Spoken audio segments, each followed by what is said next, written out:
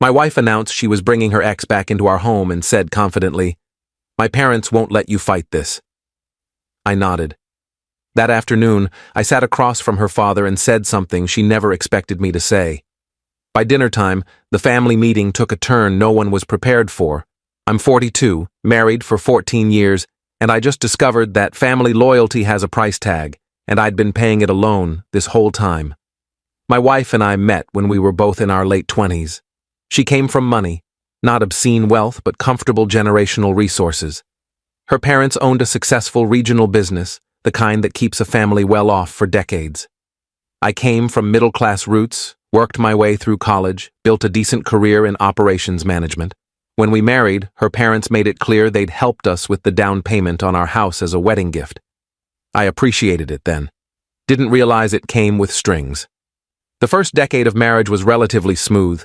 We had our arguments like any couple, but nothing that felt unsalvageable. Her parents were involved in our lives, too involved sometimes, but I chalked it up to them being family-oriented. Sunday dinners at their house were mandatory. Holiday plans required their approval. Major decisions needed their input. I went along with it because it seemed to make my wife happy. Then about 6 months ago, her high school ex-boyfriend resurfaced. He'd apparently been going through a difficult time. Divorce, job loss, some kind of personal crisis. My wife mentioned he'd reached out to her for advice since they'd stayed loosely connected through social media over the years. I didn't think much of it initially. People reconnect with old friends during hard times. Seemed harmless, but the conversations became more frequent. She'd be texting him during dinner, taking calls from him late at night, spending hours on the phone offering emotional support. When I mentioned it was getting excessive, she told me I was being insecure and controlling, that he was just a friend who needed help, that I should be more compassionate. "He's going through a really dark time," she'd say. "He doesn't have anyone else to talk to. He has family, doesn't he? They've turned their backs on him. I'm all he has right now. What about his friends? Most of them sided with his ex-wife. Look, I'm just being a decent human being. Why are you making this into something it's not?" I dropped it. Told myself I was overreacting, but the feeling in my gut wouldn't go away. 3 weeks ago, she came home from lunch with her mother and sat me down at the kitchen table. She had this expression on her face, determined but nervous, like she'd rehearsed what she was about to say. "We need to talk about something important." I set down my coffee. "Okay. He's in a really bad place right now. Lost his apartment, can't afford rent anywhere decent. He's been staying in his car for the past 2 weeks. That's unfortunate. Has he looked into social services? There are programs." I told him he could stay with us for a while, just until he gets back on his feet. I stared at her. "You told him what?" "He needs help. We have a spare room. It's the right thing to do." "The right thing to do is help a friend find resources, not move your ex-boyfriend into our home." "He's not my ex-boyfriend anymore. That was 20 years ago. He's a friend who needs help. A friend you've been emotionally supporting to the point where it's affecting our marriage. That's dramatic. I've been helping someone in crisis. There's a difference. And now you want him living here, without even discussing it with me first?" "I'm discussing it now." "No, you're telling me. There's a difference." She got that look on her face, the one she always got when she was about to pull out her trump card. "My parents think it's a good idea. They actually suggested it." "Of course they did." "What's that supposed to mean?" "It means your parents have an opinion about everything in our lives, and you always side with them over me." "That's not true." "When's the last time you disagreed with them about anything important?" She didn't answer that. Instead, "He's moving in this weekend. I already told him yes. If you have a problem with it, take it up with my parents." "Why would I take it up with your parents? This is our home, our marriage. Why do they get a vote?" "Because they helped us buy this house. Because they're family. Because they actually care about helping people instead of being selfish." That word hit me in the chest. Selfish. For not wanting my wife's ex-boyfriend living in my house. "I don't agree to this," I said quietly. "It's not up for a vote. It's happening. And honestly, if you fight this, my parents won't let you win. They're on my side." I looked at her for a long moment. This woman I'd been married to for 14 years. This person who was threatening me with her parents like I was a child, being sent to the principal's office. Okay, I said. She blinked. Okay? Okay. If that's how you want to play this, okay. I stood up and walked to our bedroom, closed the door, sat on the edge of the bed and tried to process what had just happened.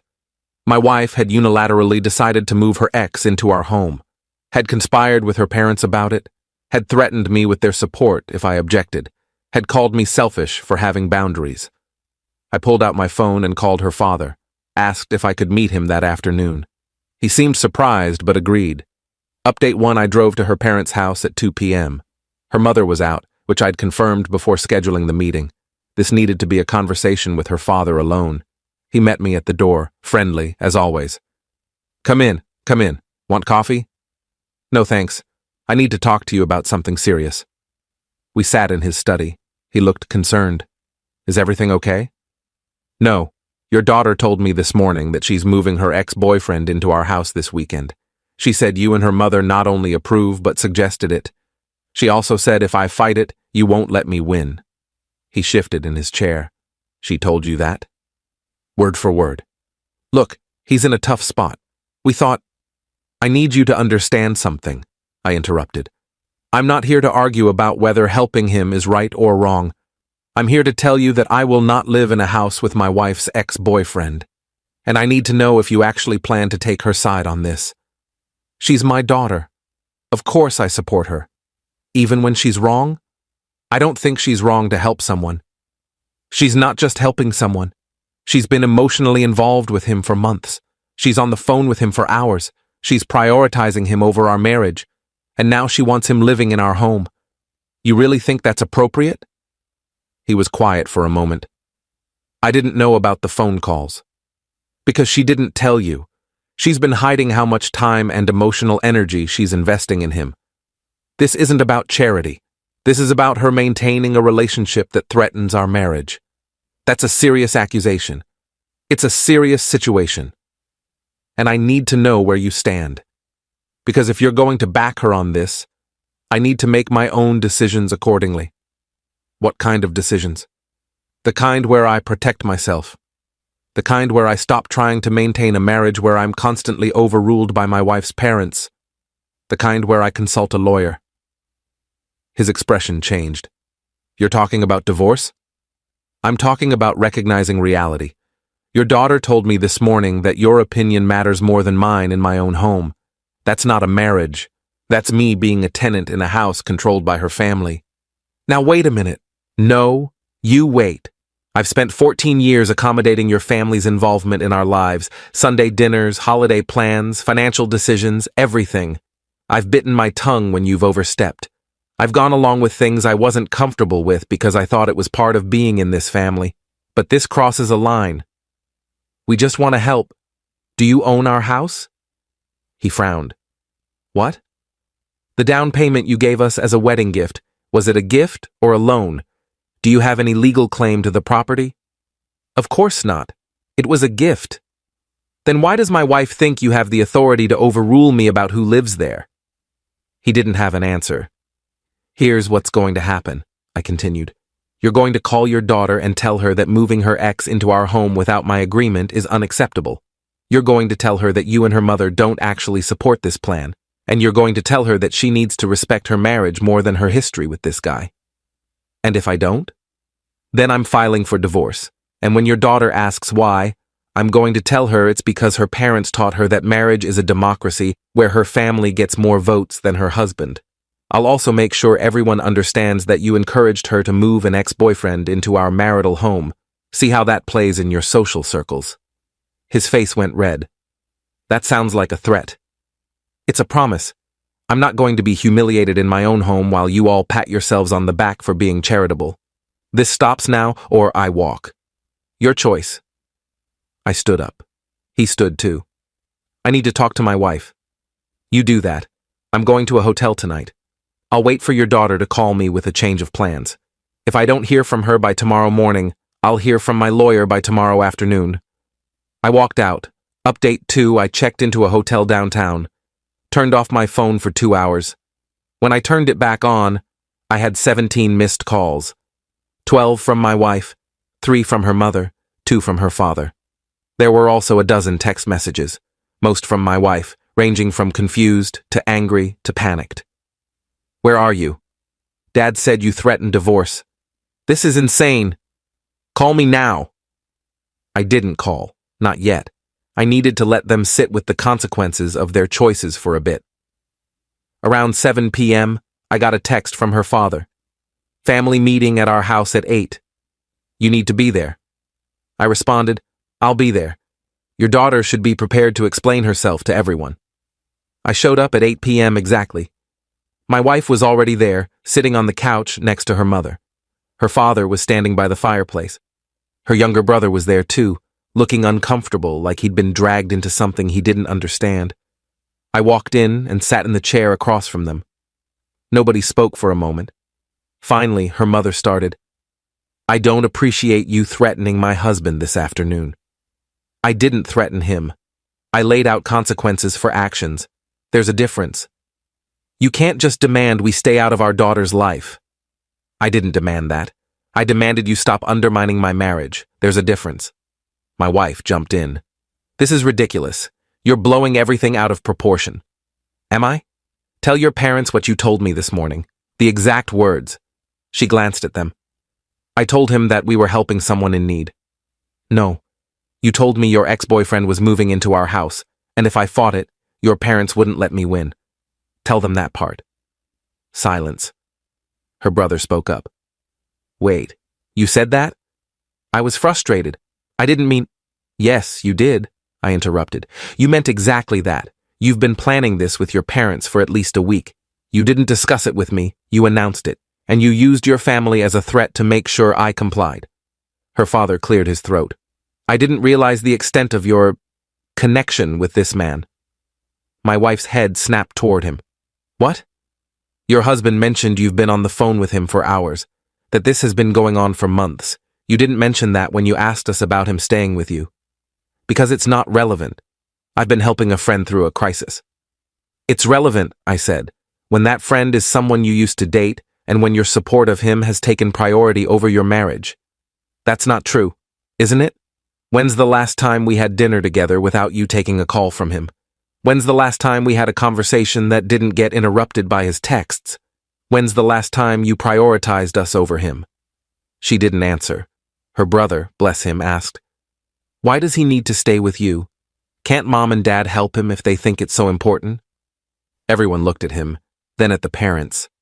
Her mother shifted uncomfortably. We offered. He said he'd prefer to stay with someone his own age. Right, I said. Because what he actually wants isn't a place to stay. It's access to my wife. That's a horrible thing to accuse him of, my wife said. Then prove me wrong. Show me your phone. Show everyone the messages between you two. No, that's private.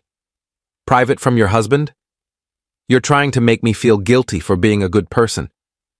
I'm trying to make you see that you're risking our marriage for someone who shouldn't be your priority. Her father spoke up. I think maybe he's right. My wife turned to him, betrayed. Dad, you didn't tell us the whole truth. You made it sound like you were casually helping an old friend. Not that you'd been investing months of emotional energy into him. That changes things. I can't believe you're taking his side. I'm not taking sides. I'm recognizing that your marriage should come first. And if your husband is uncomfortable with this situation, that matters. So I'm just supposed to abandon someone who needs help? You're supposed to help him find appropriate resources, I said. Not move him into our home.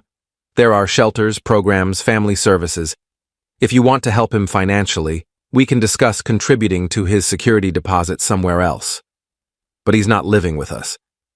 And if I already told him he could? Then you tell him you made a mistake, that you didn't have your husband's agreement and you can't follow through.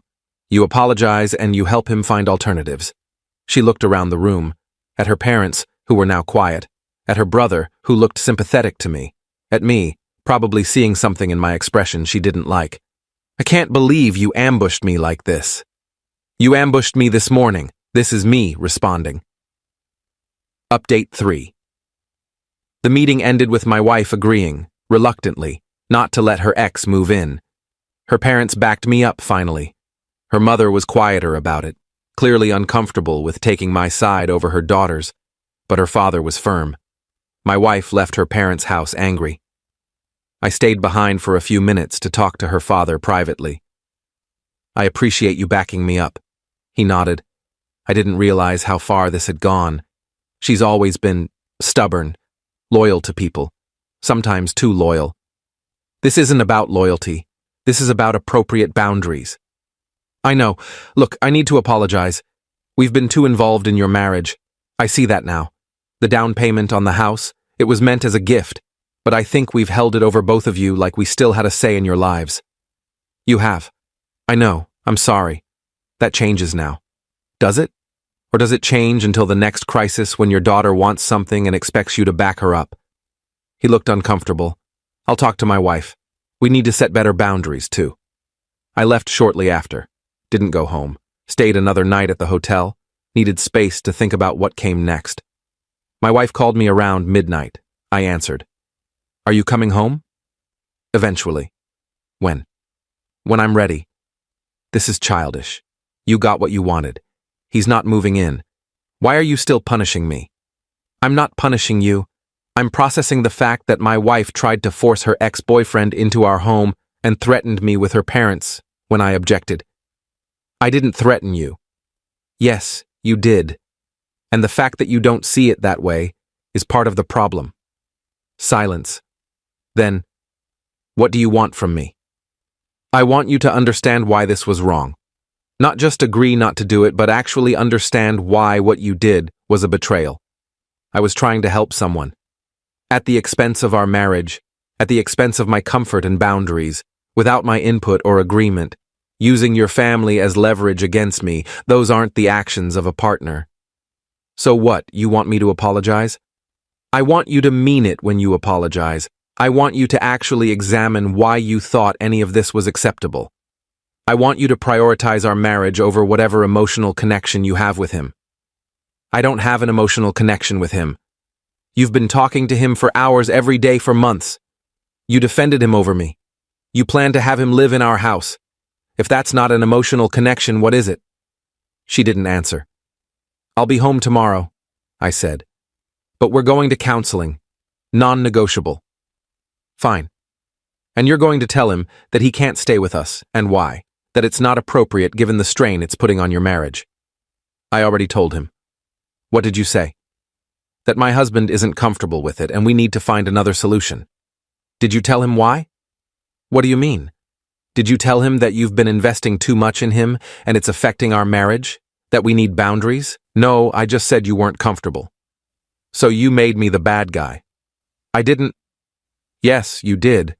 You made it about my discomfort instead of about your choices. That's not taking accountability."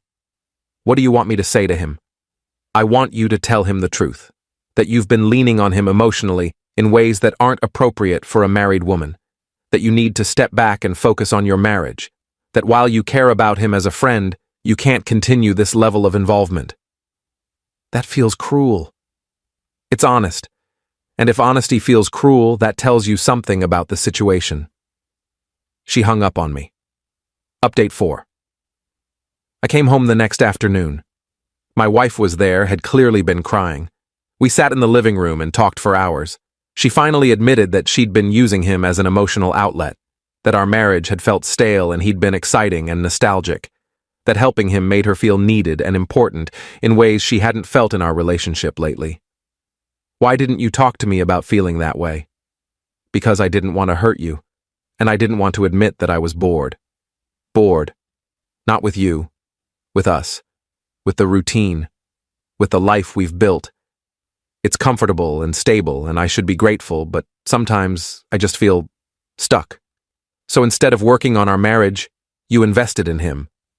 I didn't think about it that way. I just thought I was helping a friend. And now? Now I see how it looked. How it was. I'm sorry." We agreed to start counseling. I also insisted she cut contact with the ex completely, not just reduce it. She resisted at first, but eventually agreed. Her parents called a few days later. Her mother apologized stiffly for overstepping. Her father reiterated that they'd be less involved going forward. I appreciated the gesture, but didn't entirely believe it would stick. The ex sent me a message on social media about 2 weeks after everything went down. "I'm sorry for any trouble I caused. I never meant to get between you two. I hope you can work things out." I didn't respond, blocked him. Final update. That was 6 months ago. We've been in counseling the whole time. Progress has been slow but real. My wife has been more open about her feelings, more willing to discuss issues in our marriage instead of seeking validation elsewhere. I've been working on being more present and engaged, not just coasting through life on autopilot. Her parents have mostly stayed out of our business.